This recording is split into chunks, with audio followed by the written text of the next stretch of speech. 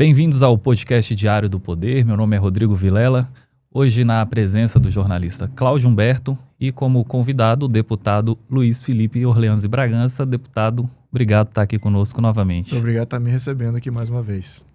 Deputado, estamos completando um ano desde que o senhor participou aqui conosco a primeira vez do nosso podcast.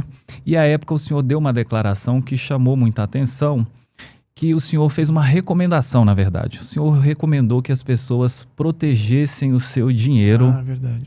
do atual governo. Nesse um ano, mudou alguma coisa? Mudou que mais pessoas protegeram o seu dinheiro.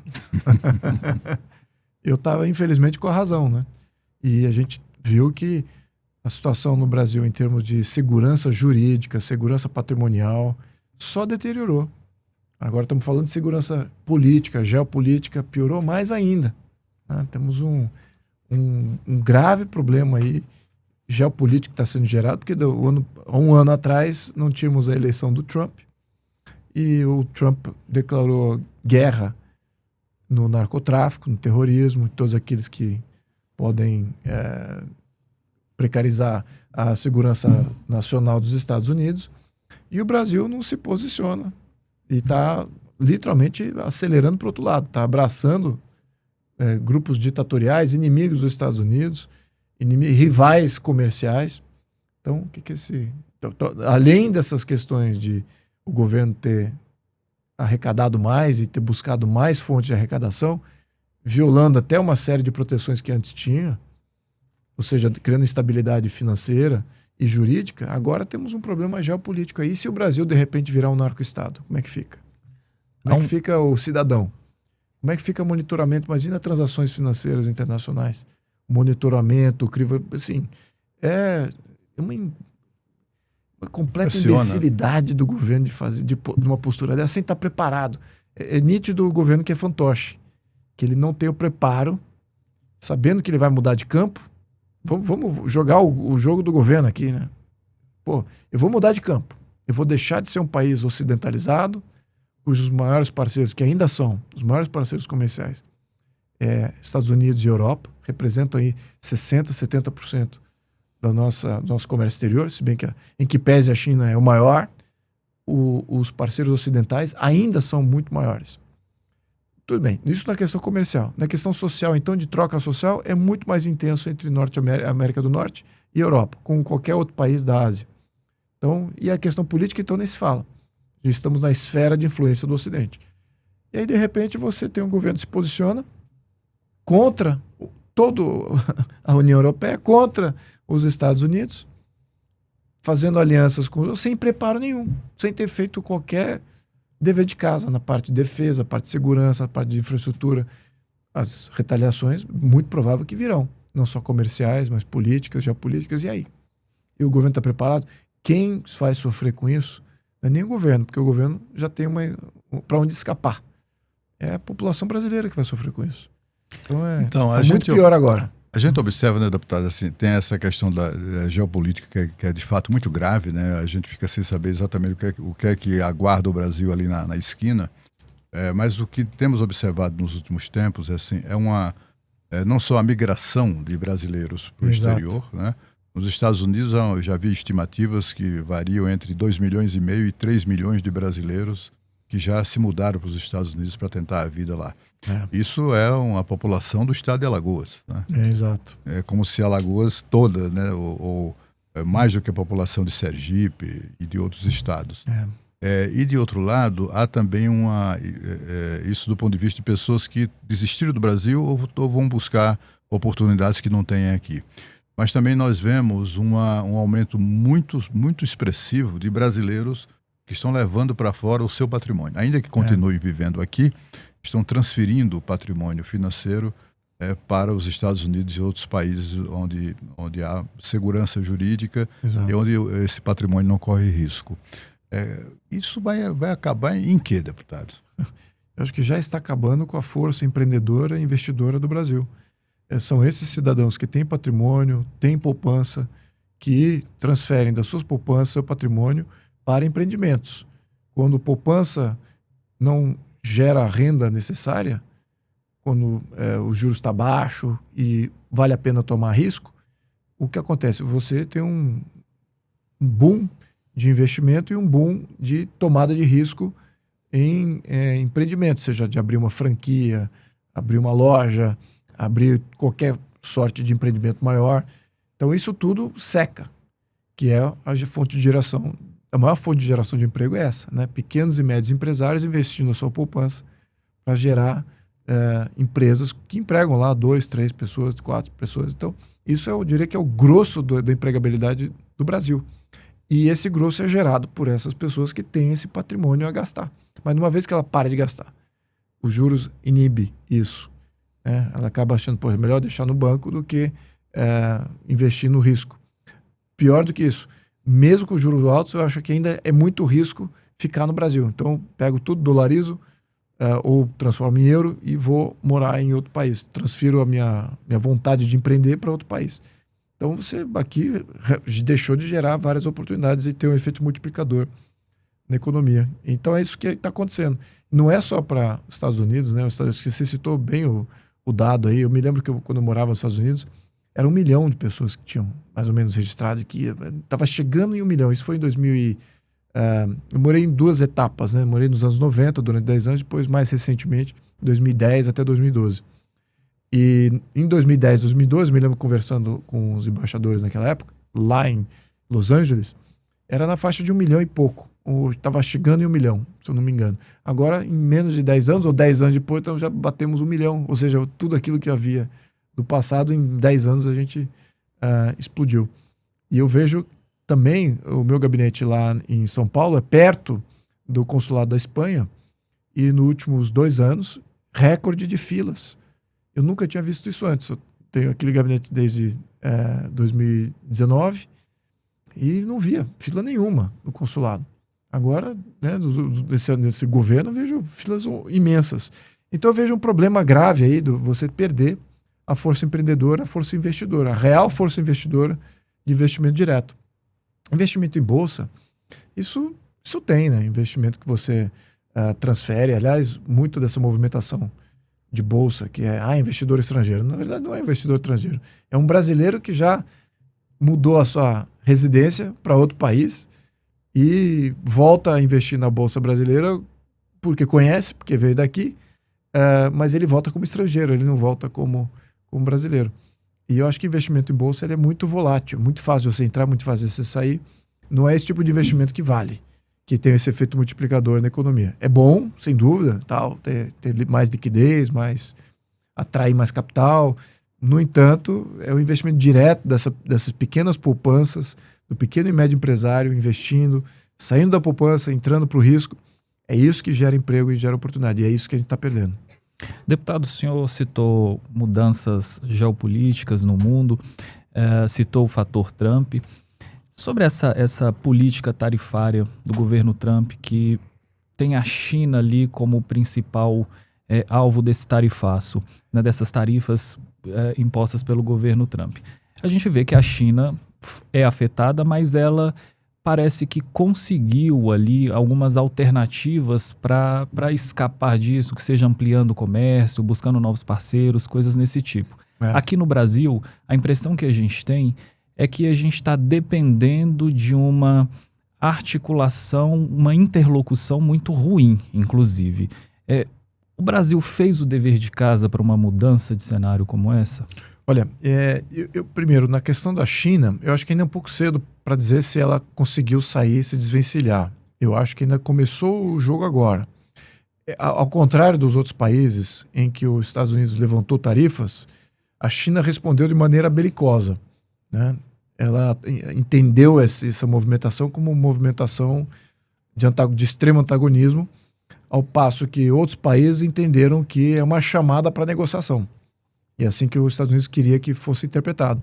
Mas a China interpretou como, não, isso aqui é uma declaração de guerra, né? Vocês levantaram tarifas aí, impuseram tarifas nos nossos produtos, guerra. Ou seja, não querem nem negociar num desbalanço que é patente e óbvio. Ou seja, quer que os Estados Unidos aceite esse desbalanço de qualquer maneira. Não quer nem sentar para negociar isso. Então eu vejo que a interpretação dela foi belicosa. Isso não é de agora. Eu já falei isso antes, muito tempo atrás, já há alguns anos, que você escuta nas rádios locais, na China, nos noticiários locais, há vários anos, não é de agora. Eles já estão em guerra contra o Ocidente. A sociedade de lá já está sendo preparada para esses confrontos. Então, isso que veio foi o gatilho para desencadear uma vontade que já existia, né, que vem sendo construído na sociedade.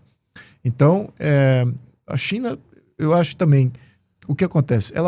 A economia dela não é tão saudável assim quanto a gente imagina.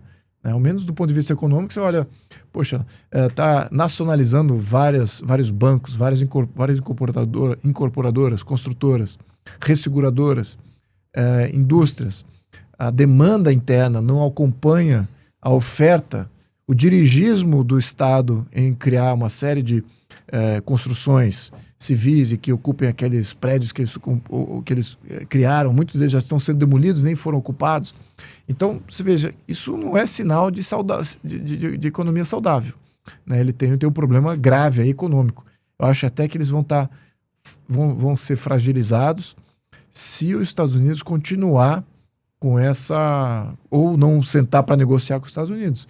E eu já vi imagens dos portos chineses parados por causa que teve já um impacto aí de não compra, né, dos Estados Unidos de muitos dos bens, porque ficaram muito claros, exatamente com essas tarifas explosivas.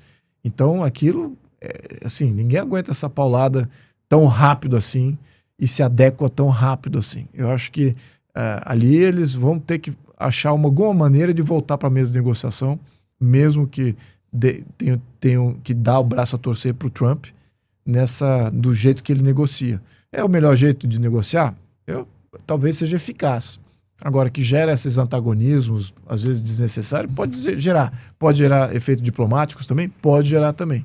Agora, eu estou olhando na eficácia desse modelo negocial, né? De você colocar a tua postura bem clara, de antemão, antagônica a tudo, e depois sentar para negociar e reverter uma posição que já é uma beneficiosa.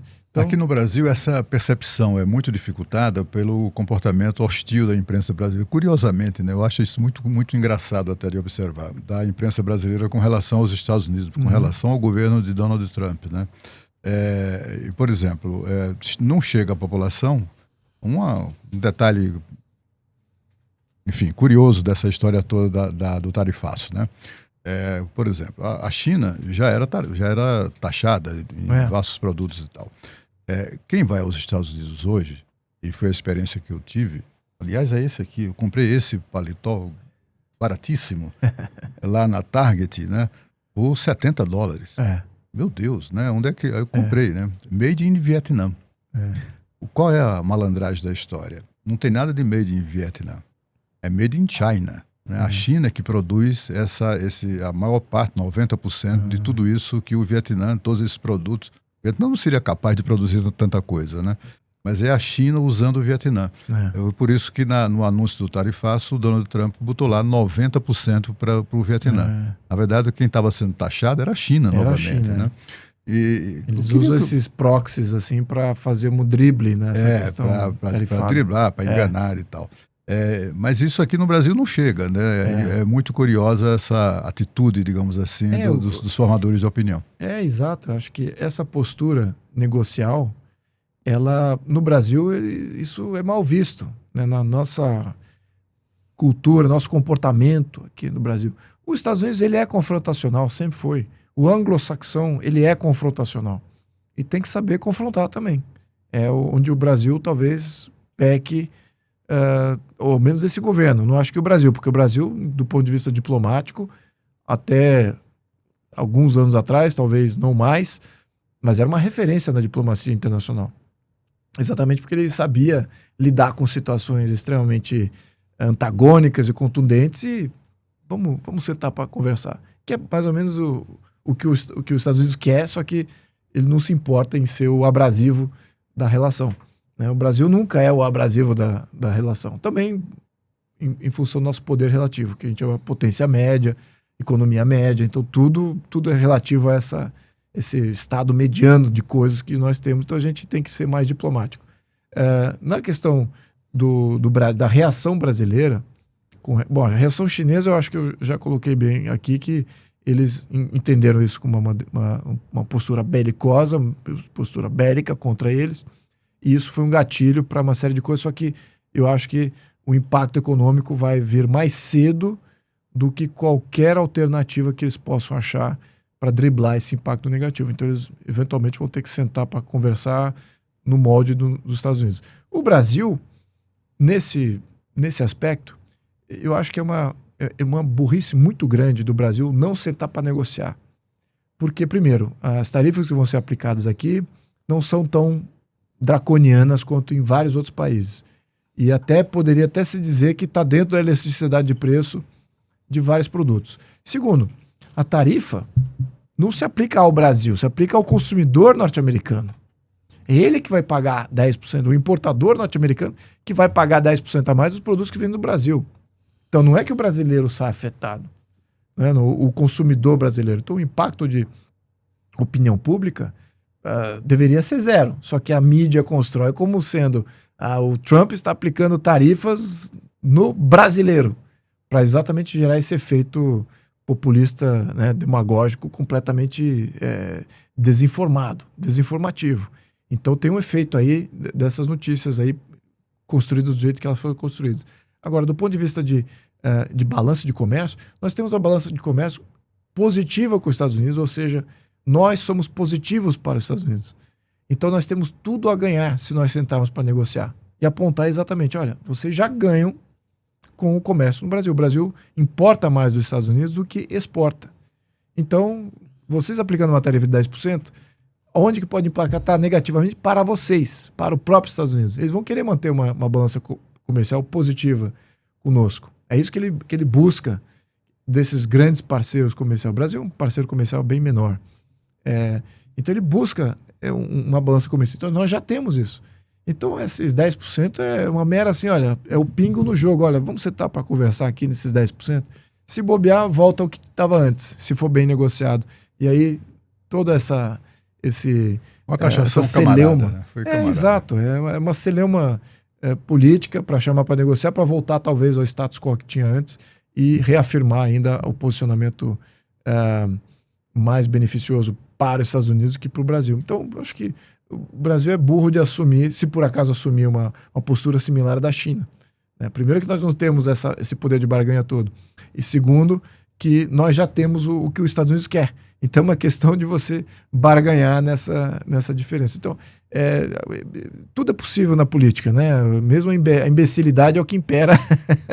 Então, eu vejo que talvez eles queiram ir para esse lado, como se o governo se tornar mais fantoche da China e da Rússia, só para criar um caso aí desnecessário, talvez. Mas do ponto de vista exclusivo brasileiro, está muito fácil de negociar isso. E é uma atitude que, inclusive, insulta a tradição do Itamaraty, né? As tradições e a competência do Itamaraty, que é histórica, né? Exatamente. Agora, por exemplo, nessa história de nós contra eles, né? Que é a pedra de toque do governo Lula, ele usou a influência do Brasil, primeiro para reativar um converscote de ditaduras, que é a CELAC, e depois usa essa influência brasileira para marcar uma reunião da CELAC com a China em Pequim, em Beijing, né? Agora, nessa próxima visita. O que é de uma tristeza total e de uma inutilidade absoluta. Total, absoluta. Agora, eu queria saber, deputado, assim, agora aqui tratando do Brasil, né, e de governo e política e tudo mais, quando a gente fala em política tem que falar em Supremo Tribunal Federal, daqui a pouco trataremos disso, mas eu falo do roubo ao INSS. Uhum. É tão espantoso, né? Que todo mundo começou a se lembrar daquela célebre frase lá do Alckmin, né, que o Lula estava querendo voltar à cena do crime e coisas dessa natureza. O senhor esperava que eles ousassem tanto? Ah, sim, absolutamente. Porque até em 2022, a partir de 2022, o parlamento, a Câmara especificamente, o Centrão já estava pautando uma série de medidas que praticamente extinguia a Lava Jato ou qualquer capacidade de uma nova Lava Jato surgir. Ou seja, legalizando crimes de corrupção e uma série de práticas que antes eram criminosas, agora passa a ser, enfim, então estão, não diria que sejam aceitas, mas ou seja, não são criminalizadas ao ponto que eram na Lava Jato. Então já estava sinalizando essa vinda do novo governo já em 2022, antes de assumir. E depois que assumiu, foram só medidas de mais liberalização de práticas assim não muito transparentes. E a gente viu que até tem juiz envolvido, tem a parte do sistema judiciário envolvido até nessa fraude do INSS. Então é todo um sistema que já está disposto a reabrigar o criador do sistema. Nós, deputados da oposição, todos que têm um viés diferente das premissas sobre o qual foi construído o sistema, nós somos um vírus que, na opinião, até na perspectiva do próprio modelo político, tem que ser extirpado. Não é para estar lá. Um deputado que vem fiscalizar o governo, não pode. Um deputado que vem legislar para melhorar as instituições e melhorar a separação de poderes, os freios e contrapesos, não, isso não pode. Não é esse o modelo. O modelo é de concentração de poder, pouca transparência, centralização de tudo em Brasília e uma criação de uma ditadura completamente automatizada e institucionalizada, em que nenhuma dessas percepções de fraude, de desvio, possa surgir, como é o caso dessas ditaduras que você mencionou. Você veja a Rússia, quantos escândalos de corrupção tem na Rússia? Poucos, porque não tem essa liberdade, essa separação de poderes como tem em outros países. Aqui no Brasil ainda estamos fechando essa lacuna, infelizmente. Nossa separação de poderes está sumindo. Então, nossa transparência também.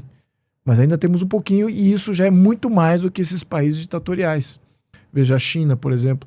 Não é porque a China é idônea, ela tem corrupção também. Mas o que acontece? Nós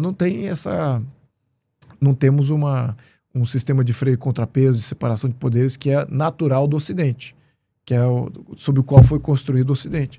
Então, o que acontece? O modelo que eles estão promovendo já é de acordo com o que eles sempre promoveram. É só ler o Estatuto do Partido, ler o Plano de Governo, você já lê nas entrelinhas e às vezes muito óbvios que o Poder Federal irá controlar todas as políticas públicas de todo o Brasil. E para isso você precisa concentrar e centralizar poder no Poder Executivo para poder executar essas políticas públicas. Então já está implícito ali o que eles querem criar. Fora a questão de censura, que também está explícito nos planos de governo, fora a questão de domínio do judiciário, que também está explícito no plano de governo. Então, assim, nós estamos vendo o desenrolar em parcelas de uma criação de uma ditadura. É isso. E aqui não é uma questão de, como colocado assim, de que nós temos uma democracia agora e vamos ter uma ditadura no futuro. Nós já temos um sistema autocrático ditatorial. Estamos aí reforçando o modelo que ainda tem algumas arestas aí a serem eliminadas. Notadamente, o Congresso Nacional tá virando uma farsa. Tá virando completamente irrelevante nesse jogo político. Uma mera chancela e carimbador de decisões que vem de um pequeno grupo. Que é assim que funciona o modelo comunista. Então, é isso que a gente precisa entender. O que está acontecendo com o Brasil. Deputado, o senhor assinou o pedido de instalação da CPMI, dessa ladruagem no INSS,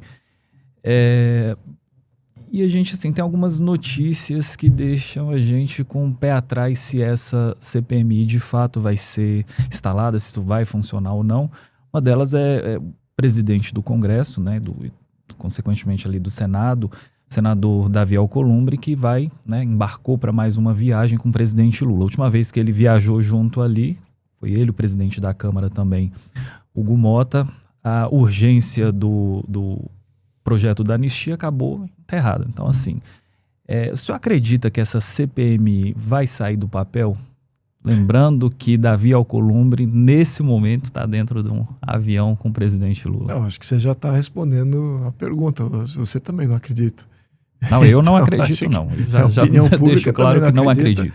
Não cabe a mim dar falsas esperanças, que nós acreditamos que com essa liderança de Câmara e Senado, nós tenhamos qualquer CPI pautada, nós tenhamos a anistia pautada. A gente já sabia disso, até antes de eleger essas figuras.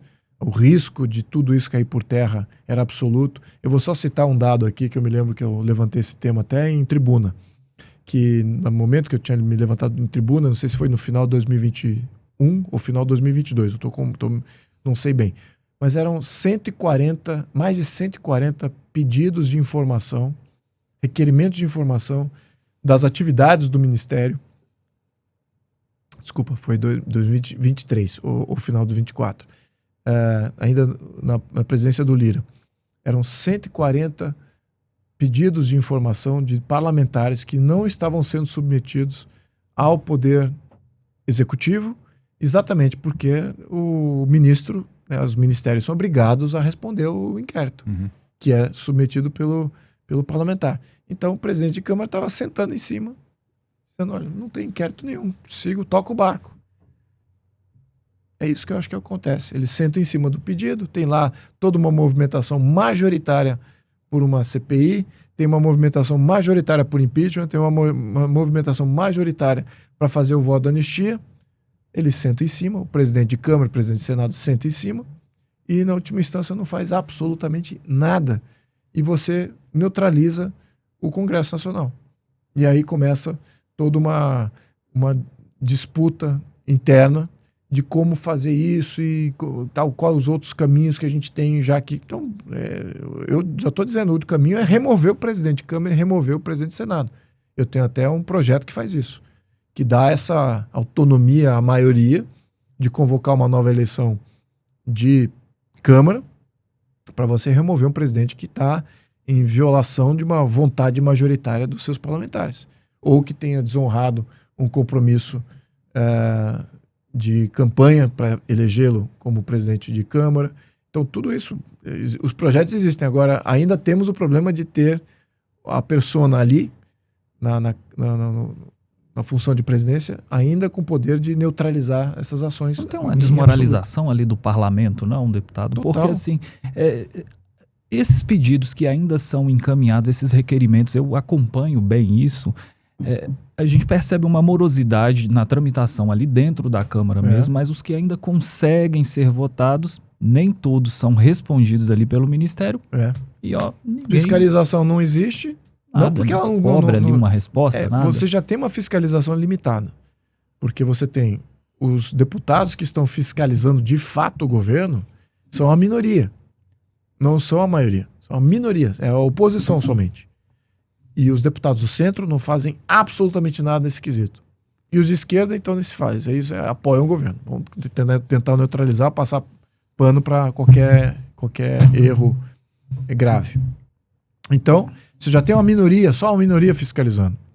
E acima disso, você tem esses requerimentos que seriam um instrumento de fiscalização não sendo articulados, não sendo exercidos. Exatamente porque essa... Então, o que acontece? O parlamento perdeu a sua função fiscalizatória. Aí você olha para outro aspecto. Tá bom, então, já que o parlamento então, não fiscaliza mais o Poder Executivo ou nenhuma entidade de Estado, então quem o faz? São entidades aparelhadas do Estado, nomeados do Estado, que ainda têm alguma independência e autonomia, que aí, por questões pessoais até whistleblowers, né? Aqueles membros da burocracia que têm autonomia, têm independência, eles resolvem dar o apito ali, falar, isso aqui tá errado. Então a gente está dependendo desses de fazer, de TCU, de várias entidades aí que possam fiscalizatórias que ainda são independentes. Mas mesmo assim eles são aparelhados, né? Não podemos dizer que não tem isso, porque tem. Então esse é outro aspecto. A parte de fazer novas regulamentações também está diminuída. Então você tem as duas funções princípios do Congresso, que é a fiscalização e a regulamentação, elas estão diminuídas, porque a regulamentação, quando você tem só uma base pequena, que é de oposição, e você tem uma base majoritária, que é comprada pelo governo, ou já é base ideológica do governo, essa base nunca vai querer fazer uma regulamentação que, de fato, vá dar algum impacto. Vejam que a gente está voltado aí, dia nacional disso, dia nacional daquilo, coisas efêmeras. propostas laterais, ao passo que a gente deveria estar melhorando as instituições, trazendo mais transparência, abrindo o sistema político, ou seja, propostas realmente mais, uma profundidade maior de real impacto na nossa política. Isso passa completamente fora da agenda desses eleitos aí para assumir o cargo. Então, realmente a gente está sem parlamento. Deputado, a gente observa, né, que o presidente da Câmara e o presidente do Senado estão com o rabo preso mesmo, né? Uhum. Foi fácil, deve ter sido fácil prender o rabo do presidente do Senado, porque ele é um caçador de cargos e é só atender aí a vontade caçadora do senador. Mas eu queria saber do senhor do papel político do Supremo nisso tudo. Uhum. Porque assim, o presidente Lula, quando se viu com dificuldades de votos no Congresso Nacional, ele resolveu governar com o Supremo, né? Claramente. Recorre ao Supremo sempre que precisa impor lá a sua vontade ou o seu desejo.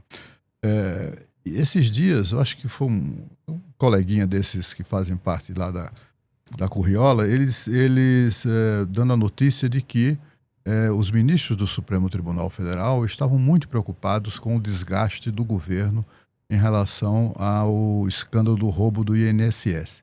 Ministro preocupado com o desgaste de governo, ministro do Supremo, não é estranho isso, né?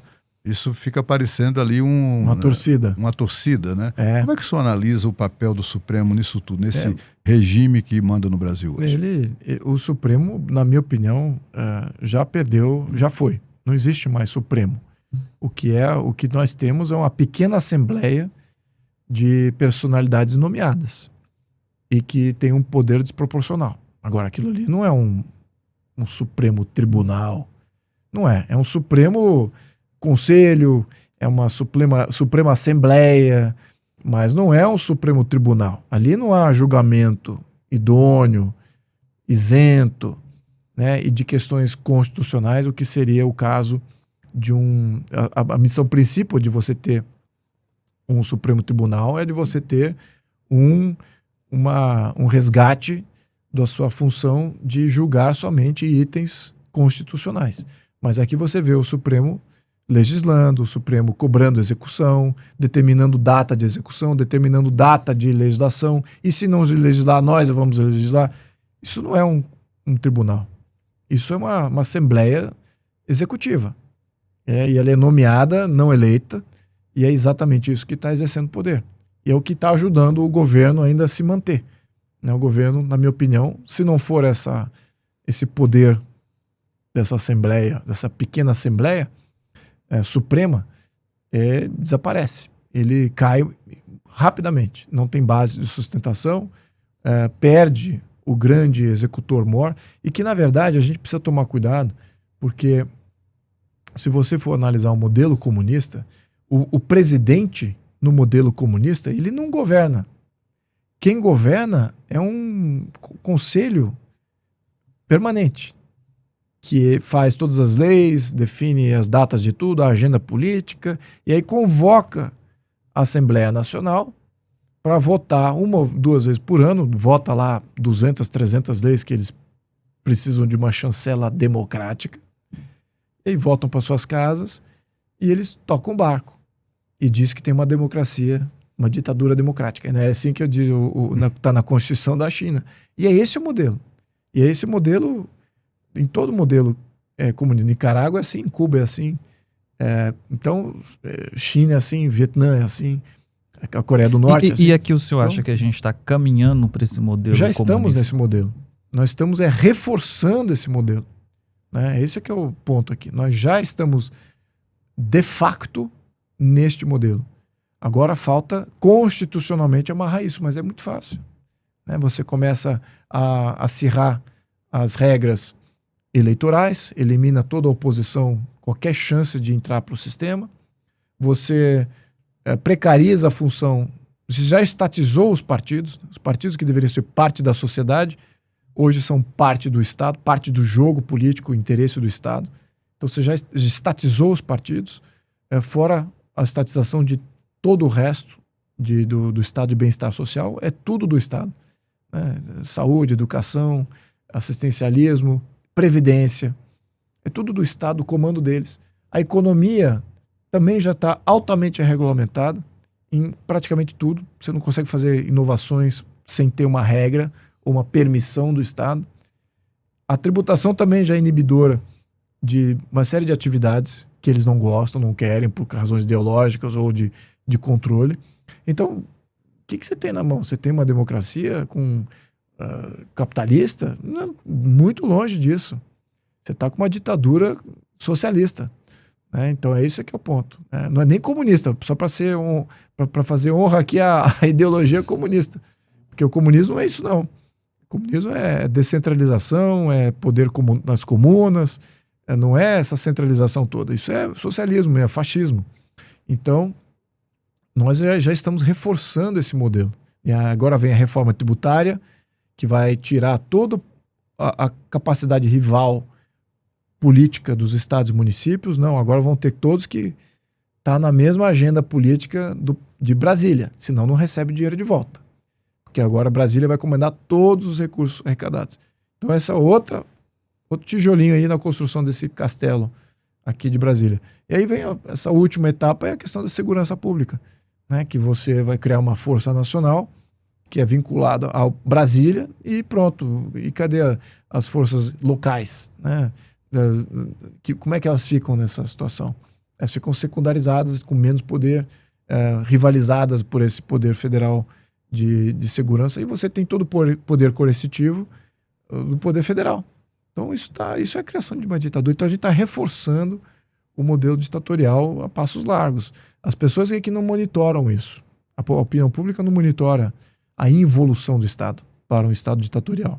Ela olha as pessoas, ela olha fisiológico. Eu não gosto daquela pessoa, tem mais pessoas boas do que ruins, ou mais pessoas ruins do que boas. Fica olhando só o arco-íris humano, e não estou olhando a questão de infraestrutura de Estado. Esses todos que estão aí podem ser completamente removidos do sistema, todos eles, todos o STF, todos o Congresso Nacional, todos o Executivo, removem-se e colocam-se outros brasileiros lá. E o que acontece? O resultado vai estar muito próximo do que está hoje. Porque o sistema já é um sistema ditatorial, centralizador, concentrador de poder, não transparente, que não separa os poderes devidamente, cria toda sorte de artifício para você driblar o sistema. Então, é essa involução de Estado que está me preocupando demais, porque a gente precisa de movimentação política, pública, opinião pública em torno disso. Eu vejo muito foco aí em eleição e botar as pessoas que têm visibilidade política no poder público, e até aí tudo bem, é isso mesmo. Agora, precisamos de uma proposta de revisão desse Estado aí, porque ele já deteriorou para uma ditadura, e quando você deteriora para uma ditadura, é o fim, né?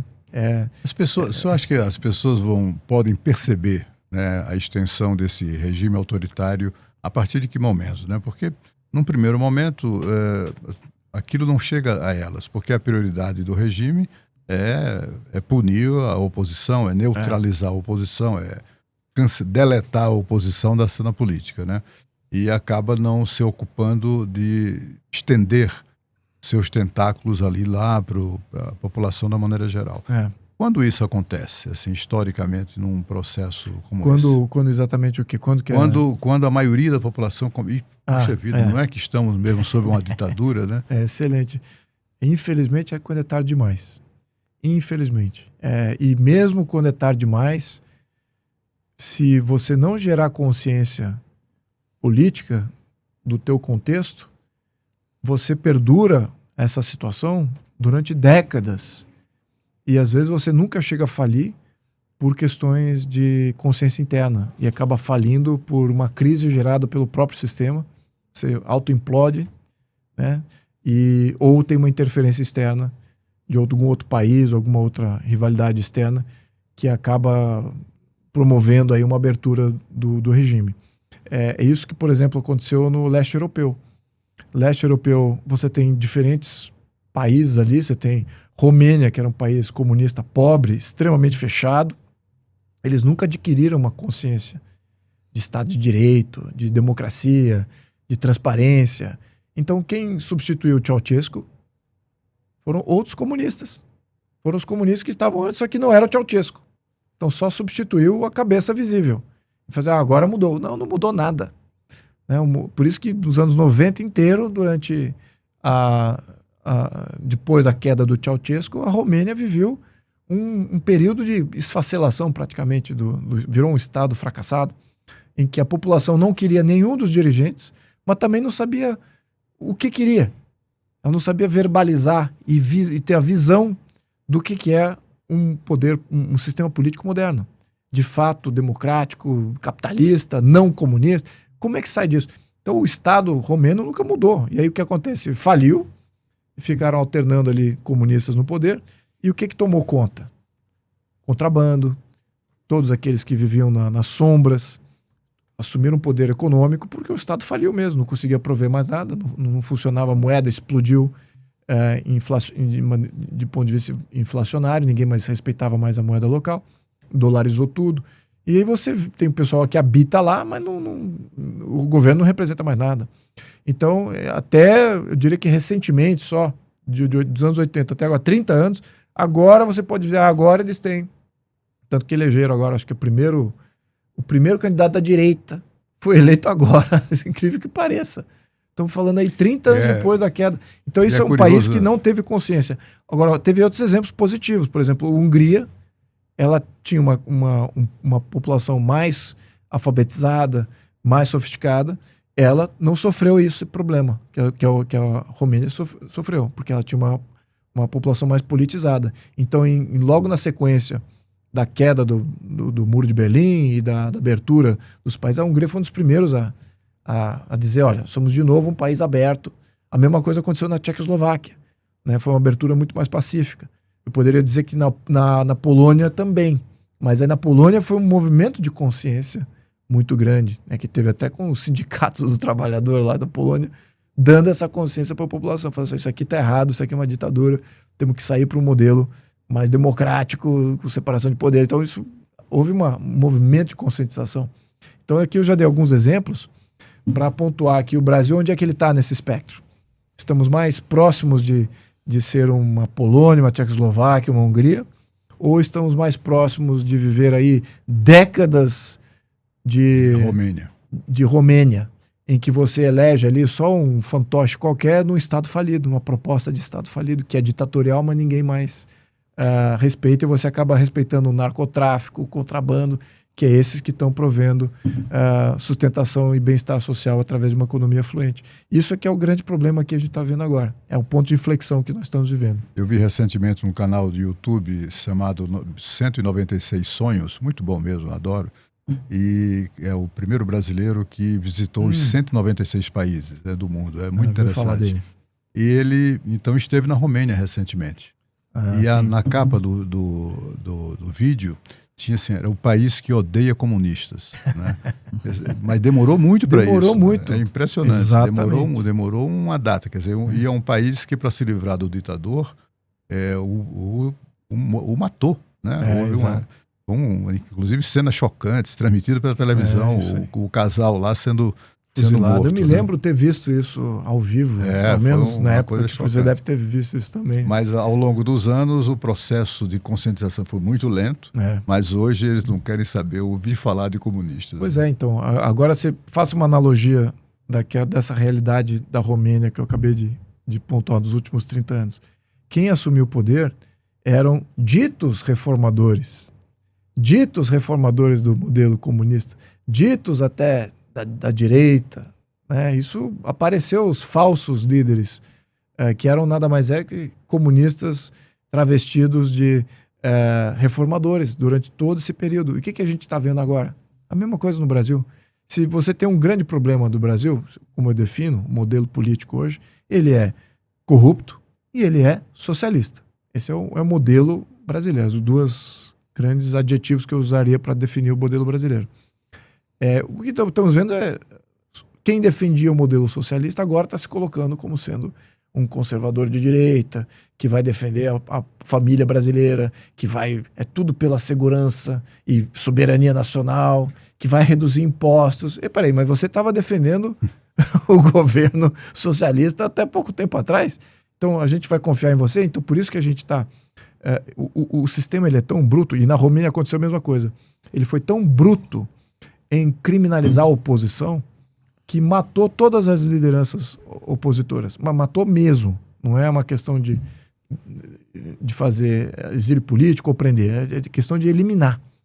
E o Ceausescu, que era um psicopata nesse sentido, foi muito efetivo, muito eficaz em erradicar completamente a oposição.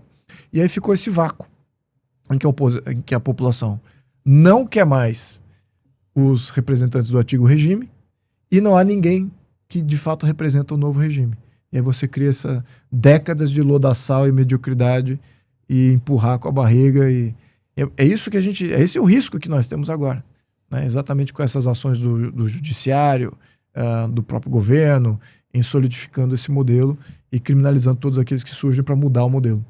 Deputado, mudando um pouco de assunto, me choca a urgência que o Congresso vota e pauta algumas matérias. Me choca mais ainda o resultado. Esse projeto que passou quase que a toque de caixa da ampliação do número de deputados federais, isso é uma necessidade da sociedade? A sociedade, isso é um anseio das pessoas, assim, que é uma coisa... É difícil a gente entender todo o problema que a gente está passando e a gente se pega assim no meio de uma votação para ampliar o número de deputados federais. Exatamente. Olha, é um absurdo. É realmente um absurdo. É mais um absurdo que se soma a vários outros. Agora, o impacto disso contra São Paulo, na minha opinião, é um impacto negativo ao maior contribuidor do Poder Federal, que é o Estado de São Paulo. É o que mais gera tributos e é o que menos tem representação condizente com o que gera de tributos e ao tamanho da sua população.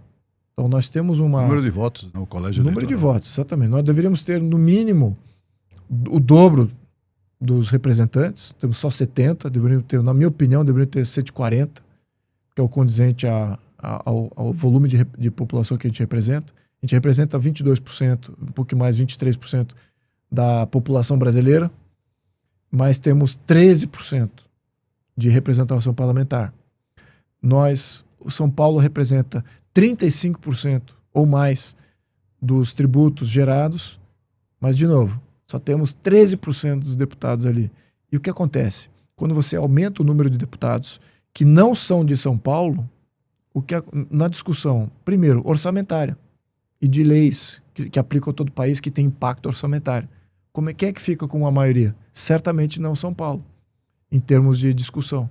E quem é que está passando o voto? São muitos estados que venceram, vão ampliar seus deputados, eles não têm a economia com a diversificação que São Paulo tem. Ou eles são monoculturistas ou não tem uma economia sequer. É uma economia muito precária e residual. Então, o que acontece? Eles agora têm efeitos na lei de diretriz orçamentária. Eles vão ter voto proporcional na lei de diretriz orçamentária. Ou seja, São Paulo vai estar financiando sua própria destruição aqui em termos de alocação de recursos através da LDO. Não só isso. Em termos de alocação de emendas parlamentares, que supostamente é igual. Né? Todos os deputados lá têm 30 milhões, 30, 40 milhões, depende do ano, claro. Mas vamos supor 30 milhões. E o que acontece? Agora você vai ter mais 18 deputados que não são de São Paulo e que vão ter uso dessas emendas parlamentares, sendo que uma parcela expressiva dessas emendas, em termos de valor, veio de contribuintes de São Paulo e não vai estar sendo reinvestido na saúde de São Paulo, no saneamento de São Paulo, em projetos em São Paulo. Isso diminui a força de São Paulo. Diminui a força de São Paulo, só isso. O que já é, em termos políticos, completamente mitigada.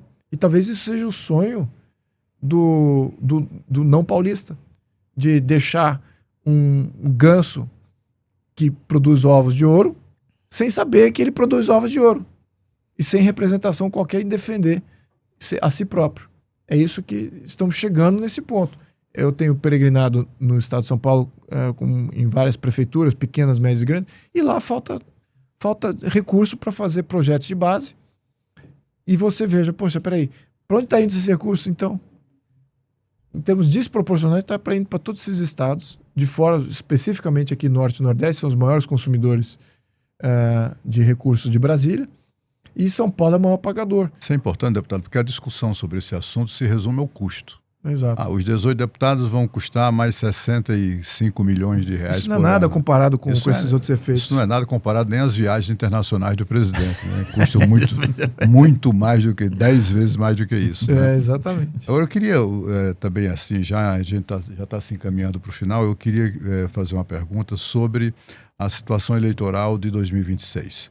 A gente vê uma situação em que o ex-presidente Jair Bolsonaro, que é o maior líder de centro-direita no Brasil, ele continua insistindo, batendo na tecla que é candidato e será o candidato a presidente. Uhum. Todos sabemos que isso não acontecerá, porque ele está inelegível, é nula, absolutamente nula a possibilidade de reverter isso, não nos tribunais que nós temos, né, como, por exemplo, isso será decidido no Supremo Tribunal Federal, como também é quase certo que ele seja preso, porque é muito forte ali o sentimento de ódio e de vingança de ministros, da maioria dos ministros. Né? Eles vão condenar o Bolsonaro. Mas enquanto ele legitimamente insiste que é candidato, na verdade, esse segmento, esse campo conservador está perdendo tempo, né? Porque na medida em que não define uma candidatura, isso pode ser prejudicial mais à frente. Eu queria saber o que é que o senhor pensa disso tudo, né? Se é hora de esse campo conservador lançar uma alternativa, ao menos, se não der Bolsonaro, será fulano, ou não, ou ainda está cedo para definir? Olha, primeiro, eu acho que eu entendo a sua posição com relação a como é que pensa o judiciário brasileiro e as chances, né, de você reverter isso. Mas eu acredito que é possível reverter. Eu ainda acredito nisso. Eu acredito nessa possibilidade. Não é zero a chance, existe essa chance. Ela pode estar crescente à medida que alguma interferência externa ocorra. Em termos internos, concordo. Se a elegibilidade do presidente Bolsonaro depender das ações do Congresso, já é ponto morto, ou seja, é ponto pacífico.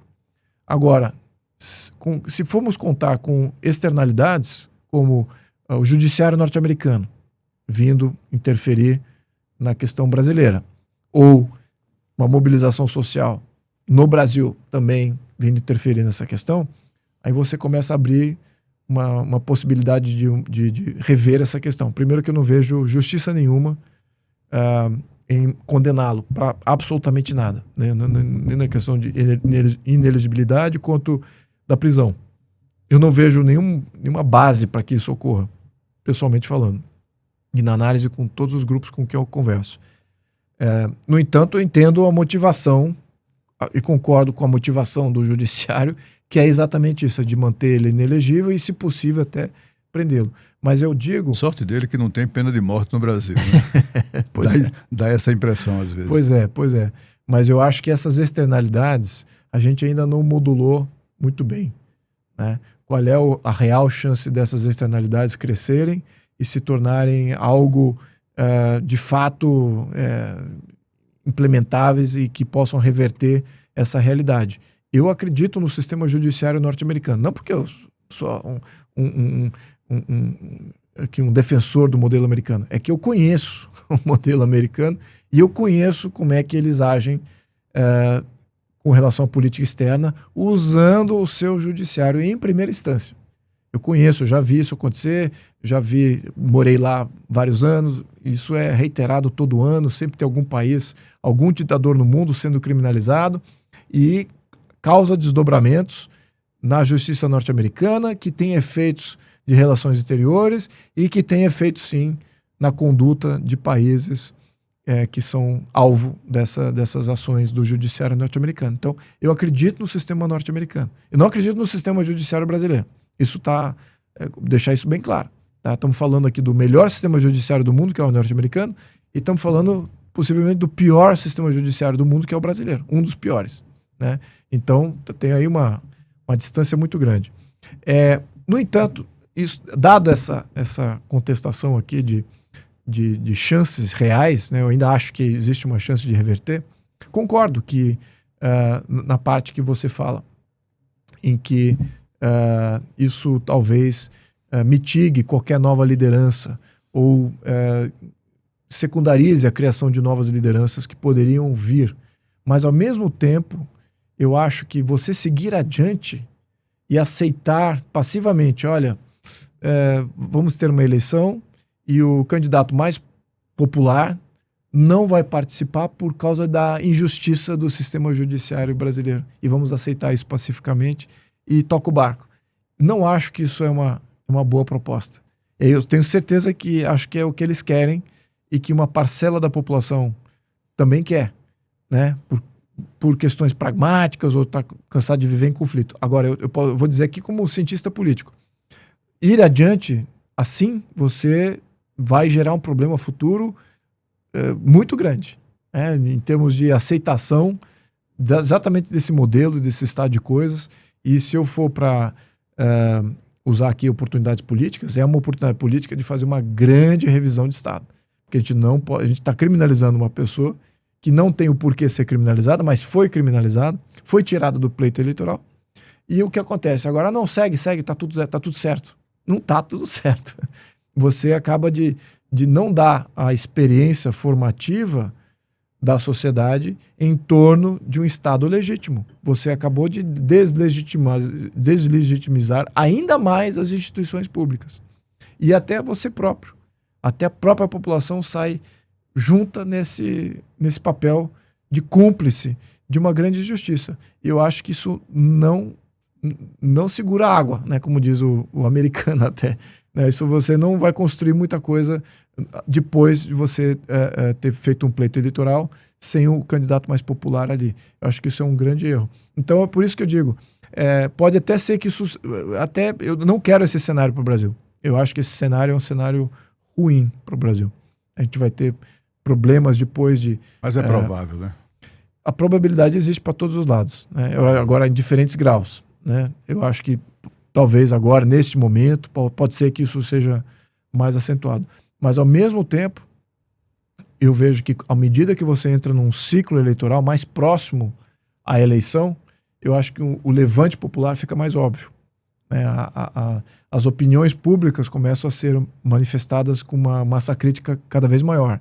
E eu digo isso, assim, até faz parte da experiência humana, né? Mas os sistemas políticos nada mais são do que a coletivização de um sentimento individual. E qual é o sentimento individual? Que nós estamos nos aproximando de um abismo. E quando você, como indivíduo, está se aproximando do abismo, você começa a ver o abismo. Você começa a ver o que é a opção do abismo. E aí é exatamente nesse momento em que você reflete, opa, eu preciso dar alguns passos para trás. Eu não quero cair no abismo. Mas você precisa estar ali, na boca do abismo, para você ter aquela reação instintiva de vou reagir. E eu acho que coletivamente a gente vai estar sentindo a mesma coisa. Nós estamos vendo que vamos chegar numa próxima eleição, sem contagem pública do votos, com um candidato mais popular criminalizado, com uma oposição com vários candidatos também fora do pleito ou criminalizados, também diminuídos na sua função política, com todas essas artimanhas de tirar o poder dos maiores polos populacionais, maiores produtores, e deixar aqui o poder cada vez mais distante e um reflexo do que poderia ser. Isso, eu diria que é chegar perto desse abismo de não retorno, de entrar num Estado totalitário, uma ditadura criminosa, comunista, não necessariamente comunista, mas socialista, centralizador, e do qual você não tem uma saída rápida. A saída depois desse modelo é muito mais complexa. Exige muito mais... Cada passo que a gente não toma agora para fazer qualquer tipo de reforma significa léguas de reformas que a gente vai precisar fazer no momento seguinte. Então, a gente não chegou ainda no momento de reverter essa agenda. E acho que é isso que está tardando. E eu acho que a gente vai chegar nesse momento a partir de 2026. A opinião pública vai criar essa massa crítica de reação, de não querer cair no abismo. Deputado, infelizmente nosso tempo é curto. Não. Quero agradecer ao senhor pela participação no nosso podcast. Já abri para mais um convite para o senhor retornar aqui. A entrevista sempre rende muito. Deixar já o convite feito para o senhor retornar aqui para a gente. Boa conversa aqui. Muito obrigado por ter vindo, viu, Obrigado deputado? pelo tempo de vocês. Obrigado.